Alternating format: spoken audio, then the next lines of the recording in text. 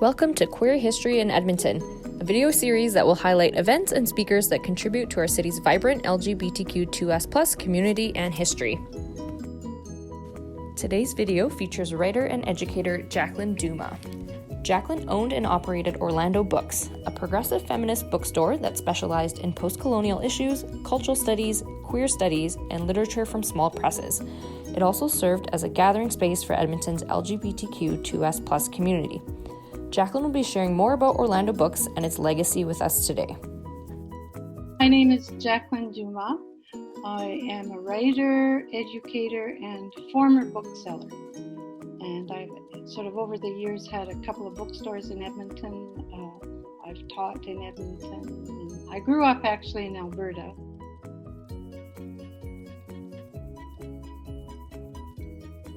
I opened Orlando Books in 1993. I was just coming out as lesbian, and I was having trouble finding the kinds of books that I wanted to read. And I also didn't know where to find other lesbians. So I thought, why not open my own store? That way I can carry the books I'm interested in, and maybe some of those lesbians will come to me. So that was the beginning of it. I already had a lot of experience in the book business. And so it just seemed like a natural fit, a natural thing to do. The first thing was to find a name for the bookstore. So I went back to Virginia Woolf's gender-bending novel called Orlando. And I thought that was a very fitting name for the kind of bookstore that I wanted to have. And then the second thing was to find a space. I didn't want to have sort of a bookstore that was sort of off some dingy back alley where you had to go down a bunch of stairs to this dark place. I wanted to have a really nice, open, bright, welcoming space in a main part of the city. So I decided to open up on Whyte Avenue and rented a space there. So that was the beginning of it.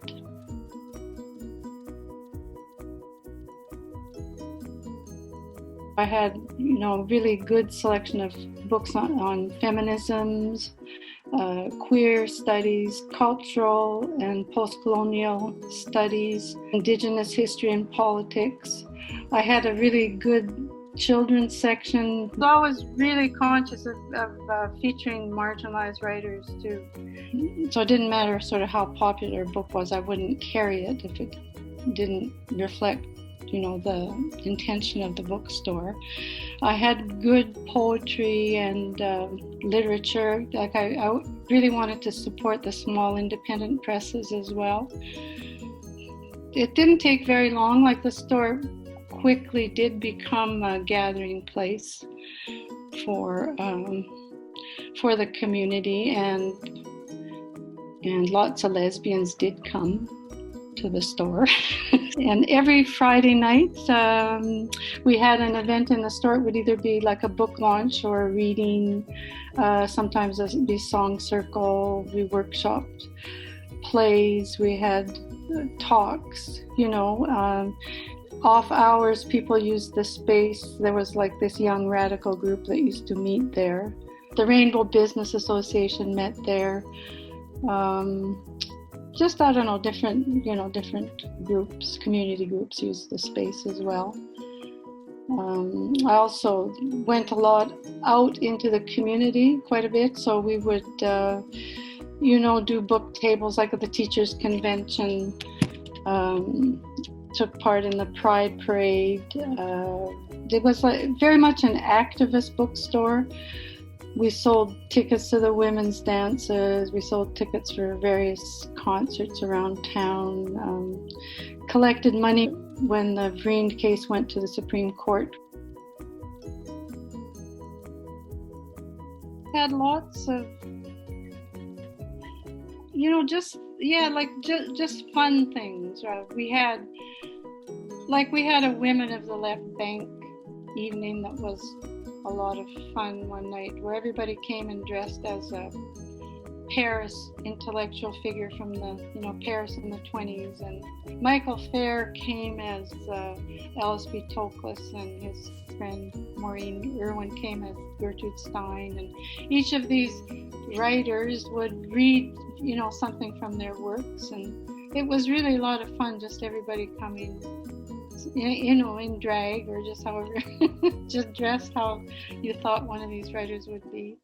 So yeah, we had a lot of fun events like that. We had a lot of sort of song circles, and we sponsored, like Jennifer Bearzan used to come and do concerts in the store whenever she was in town. And Pride events, lots of Pride events. And every year for Pride, we always had something for December 6th, where we would highlight the, action against violence against women and girls. There were a lot of challenges, actually. We had the window broken several times, with graffiti on and so on. And my favorite graffiti actually once was when Star Trek had a female captain, and someone broke the window and wrote on the window, "Star Trek chick captain my ass." So that, I've always remembered that one. At a certain point, the Edmonton Journal stopped printing our bestseller list because at the time, they used to take turns with the different bookstores printing our bestseller lists, and they stopped printing ours because they thought it was made up, I think because it had so many queer titles on it. And when, at first the store wasn't like it was seen as more of a space where all these different things intersected, but as I became identified as lesbian, then the bookstore became all of a sudden a lesbian bookstore. Like, it didn't matter that I had all these other titles or that we supported all these other causes. And sort of some members, for example, the left-wing community stopped coming because it was too queer identified at that point. I met some closeted people later on after I'd closed, actually, who said they were careful not to come to the store because they were afraid of being identified. The biggest challenge was probably when the whole online bind thing happened. People just started buying their books directly online, and that affected us a lot. The publishing business changed a lot. There were a couple of projects that I would say survived the bookstore. The first came out of an experience with the local high school. One day, a couple of students came and asked me, they were just going up and down Whyte Avenue, getting ads for their newsletter, and asked me if I wanted to put an ad in their paper, and I said, oh yeah, sure. So I gave them $25 and gave them this little ad that said, Orlando Books, books for lesbian and gay students and their friends.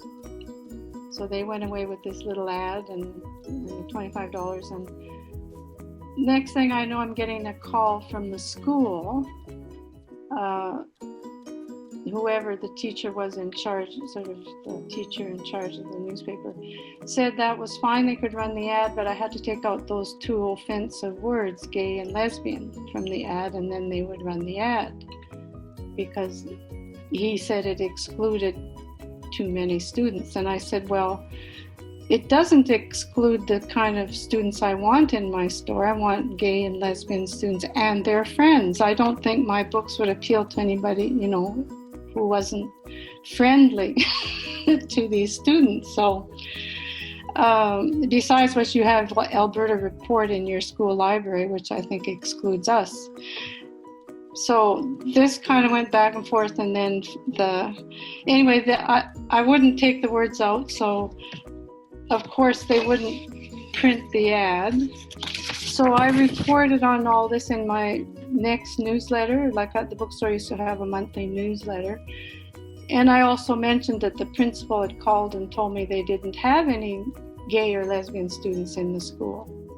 So as a result of this newsletter, I got lots of calls from parents, and what came out of it eventually was a group of us got together and put out a booklet that was called Safe and Caring Schools for Lesbian and Gay Youth, a guide for teachers, I think it was. And it was eventually published and distributed by the Alberta Teachers Association and found its way into schools all through the province. So that was kind of a nice thing that came out of that. Another legacy, I guess, of the bookstore is the Orlando Books Collective Entrance Award. That you can get information about that through the Sexual Minority Studies Institute at the University of Alberta. And that came out of sort of the same vision, I guess. So the store lives on in those two projects. What I would just say is, like, be yourself, be at home in yourself, and if you have a vision, like, follow through with it, then you'll be surprised by the number of people that will gather around you and support you. That would be my advice. For more information about Jacqueline's work, and Orlando Books specifically, check out Jacqueline's website, where you can find lots of interesting photos, as well as the Edmonton Queer History Project's piece on Orlando Books that Jacqueline wrote in 2015.